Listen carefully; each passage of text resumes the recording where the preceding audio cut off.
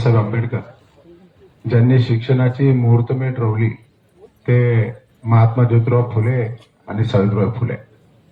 स्वर्गीय यशवंतराव चव्हाण साहेब, हिंदू हृदय सम्राट बाळासाहेब ठाकरे आणि ज्यांना आपण जाणता राजा म्हणतो ते आपले आदरणीय शरदचंद्रजी पवार साहेब, यांना सर्वांना विनम्र अभिवादन करतो. आणि या मंचावर उपस्थित असलेले आदरणीय देवदत्तजी निकम साहेब, गोरे साहेब आणि सर्वच व्यासपीठावर बसलेले मान्यवर आणि आपल्या या पारगाव गंगेवाडीचे समस्त ग्रामस्थ बंधू आणि भगिनी, खर तर या होत असलेल्या जिल्हा परिषद पंचायत समिती निवडणुका आम्ही जे प्रचार दौरे केले त्यामध्ये विशेषतः पारगाव मध्ये आल्यानंतर सगळ्यात जास्त अनास्था जर कुठे वाटली तर आपल्या पारगावमध्ये. पठारबाग हा पठारबागच दाखवण्याचा बऱ्याच वेळा प्रयत्न केला जातो, पण पठारबाग हा सुजलाम सुफलाम कधी होणार यावरती कधी चर्चा मी कधी ऐकली नाही. वर्षाचे 8 महिने शेतामध्ये काम केलं जातं आणि 4 महिने पाणी नाही म्हणून शांत बसलं जातं. खरं तर बोलण्याचे बरेच विषय, पण थोड्याशा काही गोष्टीमध्ये मी तुम्हाला काही गोष्टी सांगून जाणार आहे. समाजकारणाबद्दल माझं तुम्ही नाव ऐकलं. राजकारणामध्ये मी जरी नौका असलो तर समाजकारण म्हणजेच राजकारण याच उक्तीप्रमाणे चालणारा मी माणूस. कधी कुठलाही कोणताही माणूस आला तरी राजकारणातून त्याच्याकडे न बघता समाजकारणातून त्याच्याकडे बघावं आणि त्याच्या येणाऱ्या प्रत्येक आडे अडचणीला आपण कसं उभं राहता येईल याची मी काळजी घेतली.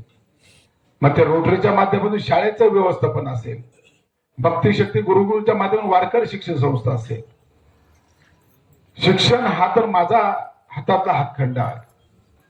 हे सगळं करत असताना आरोग्याच्या काही समस्या माझ्याजवळ येतात. ज्या ज्या लोकांनी माझ्याजवळ आले त्यांनी काही जे समस्या मांडल्या त्या मी कधी त्यांना नाही म्हटलं नाही. कारण नाही म्हणणं हा माझा काही हात म्हणजे शब्दातच नाही. आपल्याकडे जुनी म्हण आहे, बोलात ते फुलात. कायम होकारार्थी मनाने वागणारा आणि ते वागूनच पूर्ण करून दाखवणार म्हणून माझी प्रतिमा आहे मार्ग समाजामध्ये. हे सगळं करत असताना निकम साहेबांनी माझ्या पुढे काही प्रस्ताव ठेवला. निकम साहेब असतील, आमचे सुरेश भाऊ भोर असतील, आमचे देविदास दरेकर असतील आणि आमचे आवडते नेते जुन्नरचे शिवनेरचे शिलेदार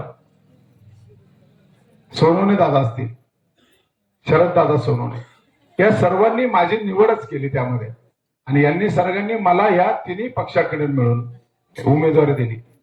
खरं तर मी साहेब तुमचा खरंच आभारी आहे, तुम्हाला धन्यवाद देतो. कारण तुम्ही माझ्यात असलेले गुण बघितले आणि मला ही उमेदवारी तुम्ही दिली.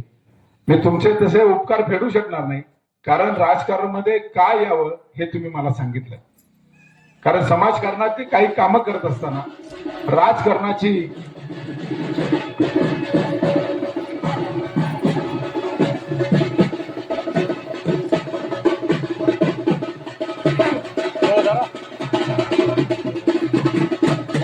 आता राहिला पारगाव बद्दलच बोलण्याचा विषय. एक सगळ्यात महत्वाची गोष्ट म्हणजे राजकारणाचं मुख्य कारण शाश्वत विकास कसा असावा. शाश्वत विकास म्हणजे काय हेही तुम्हाला कळायला पाहिजे. आपण रस्त्याची कामं बघतो, आपण आरोग्याची कामं बघतो, आपण जलजीवन योजना बघतो. या कशा कराव्यात, कशा करू नये याचा पूर्ण अभ्यास माझ्याकडे आहे. कारण सकारात्मक गोष्टी करत असताना चांगल्या गोष्टी करण्याचा माझा पहिल्यापासून मानस राहिलेला आहे.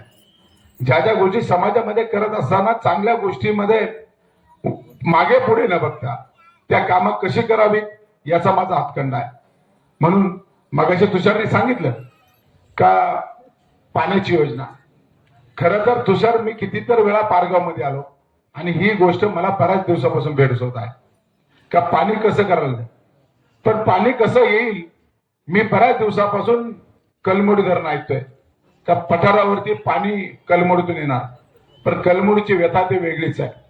नंतर मागच्या मी विधानसभेला माळसाकांत ऐकली, ही माळसाकांत वेगळीच आहे. याच्या खोलामध्ये न जाता मी तुम्हाला एक आश्वासित करतो, एक तर आपल्याकडे कलमुडीचं पाणी येईल किंवा तुमच्या शेतीवरती असलेले सगळे शिक्के निघतील, हे मी तुम्हाला खात्रीपूर्वक सांगतो. कारण दोनच गोष्टी असतात, कलमुडीचं पाणी ज्या लोकांना मिळणार आहे, ज्या लाभ क्षेत्र म्हणून आपण त्याला म्हणतो, लाभ क्षेत्रात जे काय स्लॅब रजिस्टर असतं त्यावरती ते शिक्के टाकले जातात. मग ते पाणी तुम्हाला मिळणार आहे म्हणून त्याचं पुनर्वसन त्या तिथे लोकांना करण्यासाठी तुमच्या शेतावरती सेलिंगचे शिक्के टाकले.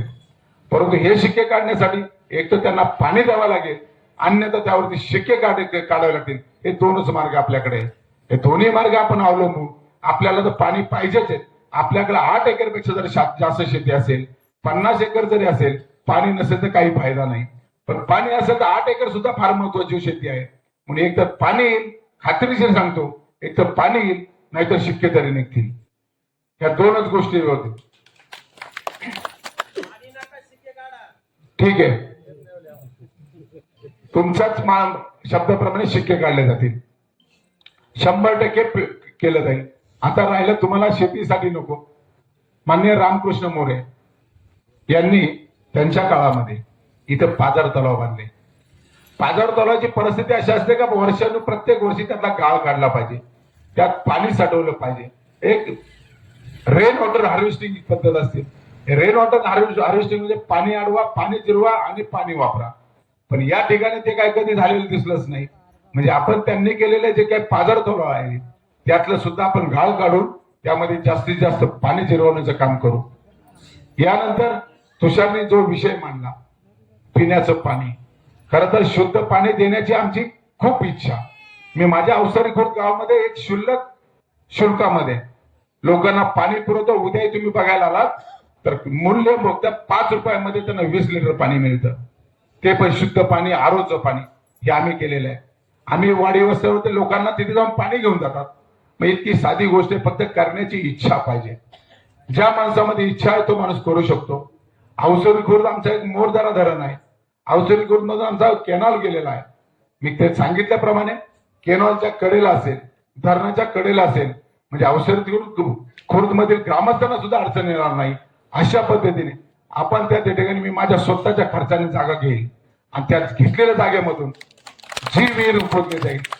मगाशी त्यांनी सांगितलं का एक CSR फंड असतो, ज्या कंपनीचा 2% जो CSR फंड असतो, त्या CSR फंडामधून जनतेच्या विकासासाठी कामं केली जातात. आम्ही रोटरीमध्ये काम करतो. मी 1 वर्ष रोटरीचा अध्यक्ष राहिलेलो माणूस आहे. रोटरीचे ध्येय धोरण मला माहिती आहेत. तसा तुषार सुद्धा चाकणमध्ये रोटरीचं काम करतो. आम्ही दोघांनी ठरवलेलं आहे का रोटरीच्या फंडातून लोक निधी जो असतो त्या निधीतून पाईपलाईन कशी करायची हे आम्हाला माहिती आहे. तुम्हाला खात्रीलायक सांगतो का तिथं घेतलेल्या जागेमध्ये विहीर खोदली जाईल आणि विहीर खोदल्यानंतर त्या विहिरीतून पाणी त्याच पाईपलाईन मधून शुद्ध पाण्याचा पुरवठा आम्ही पारगाव केल्याशिवाय राहणार नाही. आणि तेही 1 वर्षामध्ये पहिली योजना आमची असेल ते शुद्ध पिण्याच्या पाण्याची असेल. रस्ते, मग त्यांनी सांगितल्याप्रमाणे रस्ते, आरोग्य हे होतं जाणार नाही. दुसरी सगळ्यात महत्वाची गोष्ट का आपल्याकडे जे शेतमाल पिकवतो, तुम्ही कधी शेतीचा पिकवलेला माल हा कधी त्याच्यावरती काही प्रक्रिया करायचा विचार केला का नाही मला माहित नाही, पण त्याच्यावरती सुद्धा काम करण्याचा आपला मानस आहे. मी बऱ्याच ठिकाणी सांगितलं का फूड प्रोसेसिंग योजना खूप महत्वाची आहे. छोट्याशा पाण्यामध्ये चांगली शेती कशी पिकवायची हे परदेशामध्ये आपण शेती बघायला जातो. मग आपल्या इथं परदेशी लोक काय येऊ नयेत हा एक विचार करण्यासारखी गोष्ट आहे. मी तुम्हाला सांगतो शेतमालावर प्रक्रिया करण्यासाठी आपण तुम्ही सर्वजण जर बरोबर आलात, आपण एखादी तुमच्यासाठी एखादी ते कंपनी उभी करू. एक वैयक्तिक नाही पण सामाजिक लेवलची कंपनी उभी करू आणि तुम्हाला तिथून रोजगार निर्माण होईल. आपल्या माता भगिनींना गृहनिर्माण संस्था निर्माण करून त्यातून घरगुती वापराच्या वस्तू कशा निर्माण करायच्या याचे प्रशिक्षण देऊ. मी अशा बऱ्याच योजना आहेत का त्या आपल्याला करायच्या आहेत. या आता सांगण्यापेक्षा मी तुम्हाला करून दाखवीन हेच मी तुम्हाला आश्वासित करतो. एक वचन देतो परमात्म्याच्या कृपेने का मी बोललो तेच बोललो आणि जे बोलणार तेच करणार हे खात्रीशीर ठेवा. का बोलणं कमी आणि कामं जास्त हा माझा जो स्वभाव आहे. त्याच पद्धतीने येणाऱ्या 5 वर्ष मी म्हणणार नाही, येणाऱ्या अनेक वर्ष मी पारगाव करून सोबत राहणार आहे. कारण साहेब तुम्हाला माहित नाही, पारगावकर आणि अवसरकरांचं वेगळं नातं आहे.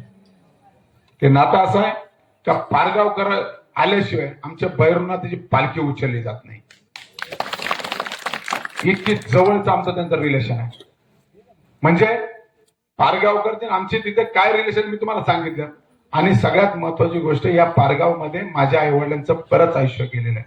मगाशी महाराजांनी सांगितलं, पारगावकर आमच्या कुटुंबावरती आणि आम्ही पारगावकरवरती मनापासून प्रेम करणारी माणसं आहोत. यात काडीची शंका नाही. कारण ज्यावेळी पारगावकर माझ्याकडे आले आणि ज्यावेळी मी पारगावकरांकडे गेलो, भरभरून प्रेम मिळालं. मग आपले नौखंड बाबा दिंडी असेल, मला काही 4 दिवसापूर्वी काही गोष्टी कळायला, ज्या गोष्टी कळायला, पण मी तुम्हाला खात्री देतो का ज्या गोष्टी कळायला मी भर भाषणात सांगते त्या सामंजस्याने बसून मला सांगेल त्या गोष्टी मी 100% मिटवेल आणि 100% काम करेल, एवढी मी तुम्हाला एक खात्री देतो. कारण तेही माणसं माझेच आहेत. माझा अन्न वस्त्र निवारा मिटलेला, म्हणून मला तुमच्या सेवेसाठी यायचंय. मी कुठलाही ठेकेदार नाही, मी कुठलाही टक्केवारी घेणारा माणूस नाही. मी तुम्हाला आजपासून मी तुम्हाला सांगतो का मी कधी 2% व्यवसाय केलेला नाही.